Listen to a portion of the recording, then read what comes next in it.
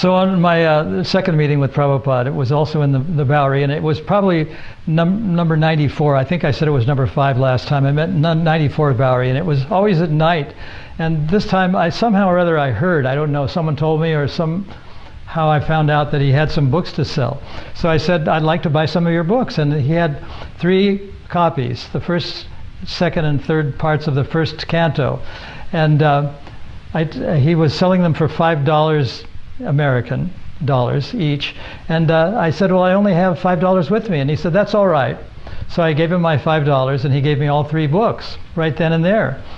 And I started reading the books, and the next day, of course, it was nighttime, but the next day I was reading the books, and I just was eating them up like they were the best food I ever ate, and I couldn't stop. And I even walked across the street, and I was oblivious to the automobiles passing through, and I almost got killed because I was just reading every moment I could, reading the books. And I had met the author, so I had knowledge of the author, and I had knowledge of the books and the philosophy, and I was in complete ecstasy.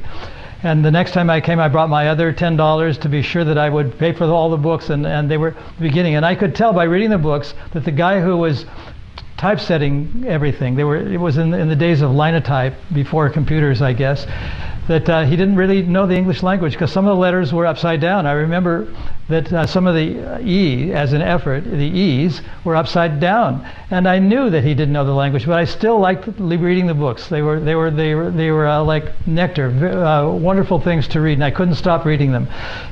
That was my second meeting with Srila Prabhupada at the Bowery, and he was just down in the same block that I was living in, so it was very easy to go there, and I knew exactly where to go. Hare Krishna.